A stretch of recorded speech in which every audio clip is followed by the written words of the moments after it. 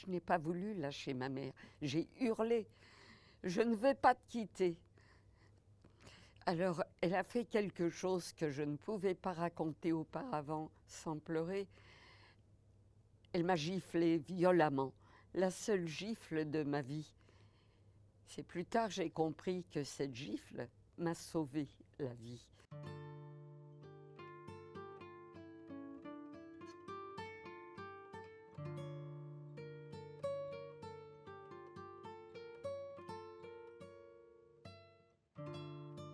J'ai subi la rafle du Veldiv et je me suis échappée lors de la rafle. J'avais 8 ans. Pour moi, ça représente quelque chose d'important qui a bouleversé ma vie parce que j'ai dû quitter ma mère à ce moment-là. Mes parents sont morts au camp d'extermination d'Auschwitz. J'ai perdu 17 personnes de ma famille rien qu'à Paris. Mes parents étaient juifs polonais, venaient de Varsovie. Sont venus très jeunes en France, se sont connus et mariés à Paris. Ma sœur est née en 1929 et moi en 1934. Lorsque je suis née, Hitler était déjà au pouvoir depuis 1 an. Mais j'ai le souvenir d'avoir été une petite fille aimée par mes parents. Et je suis certaine que c'est cela qui m'a aidée à m'en sortir par la suite. Le 4 octobre, il y a eu ce qu'on appelle le fichier juif. Les juifs ont été obligés d'aller se déclarer en tant que juifs. Mon père y est allé, ma mère, je ne sais pas, mais ils avaient tous les renseignements voulus, à savoir, j'ai les photocopies de ce fichier pour mon père, pour ma mère. Ma sœur et moi figurons dessus, il y avait l'adresse, il y avait tout pour venir nous cueillir. Les décrets commencent à tomber contre nous, les interdictions de toutes sortes, toutes les quelques semaines, à savoir que je n'avais plus le droit d'aller jouer avec mes petits camarades dans le jardin où je jouais habituellement. Il y avait marqué sur la porte « Interdit aux Juifs ». Dans certains jardins parisiens, j'ai vu sur la porte « Interdit aux Juifs et aux chiens ». Vous voyez à quel niveau on nous mettait. Le 14 mai 1941, un billet vert que j'ai su déchiffrer. Voilà, prière de se présenter à... Alors pour mon père, c'était la caserne des Tourelles, qui est devenue la DGSE. Et à la caserne des Tourelles, il devait se présenter à 7 h du matin, accompagné d'un ami ou d'une personne de la famille. Nous étions étonnés de cela, ma mère l'était en tout cas. Et elle a eu de la prémonition. Elle lui a dit « N'y va pas, c'est un piège ». Et mon père a dit « Mais je travaille, je suis en règle, je ne vois pas ce qui peut m'arriver ». Tous ces hommes-là avaient confiance en la France, le pays des droits de l'homme. Et ils espéraient qu'ils vivraient lorsqu'ils seraient dans la légalité. Et mon père est parti dans le camp de Beaune-la-Rolande, dans le Loiret, où il est resté pendant 13 mois et il a été envoyé au camp d'extermination d'Auschwitz. Mais à nous, on nous a dit que c'était pour travailler en Allemagne. Il est parti donc le 28 juin 1942. Voilà. On a convoqué à la préfecture environ 5000 policiers. J'ai fait des recherches, donc je connais les chiffres et les dates. Et on leur a remis le fichier juif, ils étaient groupés 2 par 2 et ils devaient prendre des familles.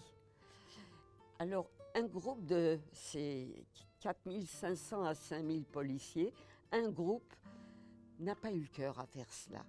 Alors, ils sont allés dans les rues de l'Est parisien et ils ont lâché « Demain, on prendra les femmes et les enfants ». Je pense que ma mère l'a appris, puisque la veille au soir, elle nous a cachés chez nos grands-parents paternels, qui habitaient à environ 50 mètres de chez nous, et à l'aube, des coups violents frappaient à la porte. « Police, ouvrez !» Ma grand-mère ouvre, mon grand-père était paralysé, donc presque toujours dans son fauteuil. Et les policiers nous disent « Allez les enfants, habillez-vous vite, vous allez rejoindre votre mère » sur un ton très, très difficile à comprendre. Et ma grand-mère a essayé de parlementer, de dire « Mais ce sont des enfants, habillez-vous vite !» Bien, nous nous habillons, ma grand-mère en larmes, et nous descendons. On nous ramène auprès de notre mère. Et en chemin, un des policiers d'Enner Goguenard nous dit « Vous pouvez remercier votre concierge, c'est elle qui nous a dit où vous étiez. » Hélas, ces choses-là arrivaient aussi, des dénonciations. Et j'ai vu ensuite, en bas, de toutes les portes cochères, sortir des femmes avec des enfants, des petits dans les bras qui pleuraient, car réveillés en plein sommeil. Et d'autres qui, comme moi, tenaient la robe ou la jupe de la maman. Et le flot grossissait, et toute la masse étoilée, parce que nous portions l'étoile depuis le mois de juin, le début juin, toute la masse étoilée s'est mise en route. Les mamans, comme la mienne, criaient « Mais où allons-nous? Où nous emmenez-vous avec les enfants ?» Et elles criaient, et les policiers ne répondaient pas. En ce qui nous concerne, on nous a emmenés jusqu'à la Bellevilloise. C'est un lieu qui est devenu festif, un lieu qui datait de la commune et où les ouvriers se réunissaient pour des meetings, où il y avait des films, toutes sortes de choses. Donc on nous fait rentrer par la grande porte. Là, nous étions plusieurs centaines, debout, serrés les uns contre les autres. La chaleur épouvantable. La peur se lisait sur tous les visages, l'angoisse, les femmes qui demandaient « mais où allons-nous » les policiers qui sifflaient, qui criaient, les petits qui pleuraient, une ambiance cauchemardesque. Une voisine s'est approchée de ma maman et lui a dit « Léa, sa grande fille de 14 ans, a réussi à s'enfuir par l'issue de secours, qui n'était gardée que par 2 policiers. » Alors qu'à l'entrée principale, il y en avait beaucoup, des policiers. Bien, ma mère se tourne vers nous et nous dit « Vous allez faire comme Léa, je ne veux plus vous avoir à côté de moi. Vous foncez près de la porte, l'issue de secours, et vous trouvez l'occasion de sortir. Et si on vous refoule, restez là-bas et trouvez le moyen opportun de sortir. » Mais quand on a 8 ans, comme moi, qu'on voit des policiers qui sifflent, qui hurlent, l'angoisse qui se lit sur tous les visages, je n'ai pas voulu lâcher ma mère. J'ai hurlé « Je ne veux pas te quitter !» Alors, elle a fait quelque chose que je ne pouvais pas raconter auparavant sans pleurer. Elle m'a giflé violemment, la seule gifle de ma vie. C'est plus tard que j'ai compris que cette gifle m'a sauvé la vie. Nous sommes partis vers l'issue de secours et là, les 2 jeunes policiers en faction ont tourné la tête pour ne pas nous voir sortir. Et ma mère est partie avec les célibataires, du fait qu'elle n'avait plus ses enfants avec elle. Elle est partie tout de suite au camp de Drancy. Elle est partie le 29 juillet 1942 pour le camp d'extermination d'Auschwitz. À l'époque, on ne savait rien. Donc pendant ces 13 jours, à 3 reprises, je suis partie avec ma sœur. Nous avons pris un autocar qui nous emmenait à Drancy. Et là, nous marchions encore longtemps pour aller devant le camp. Les internés montaient au 4e étage, tout en haut, pour essayer d'apercevoir ceux de leur famille qui venaient leur dire un adieu. Et la première fois, je suis repartie en pleurant. Je n'ai pas vu ma maman parce qu'une grande cour nous séparait. Et c'était loin et haut.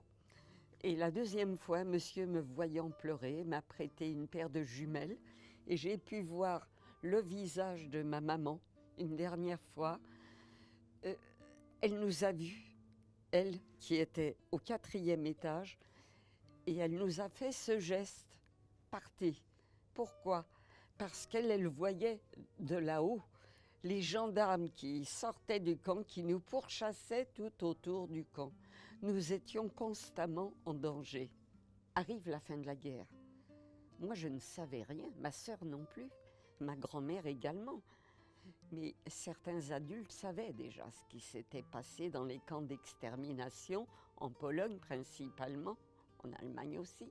Et à l'hôtel Lutetia, moi, du haut de mes 11 ans, à l'époque, je me précipite, je monte quelques marches avec la photo de mes parents. Vous avez connu? J'ai pas continué ma phrase. Qu'ai-je vu devant moi?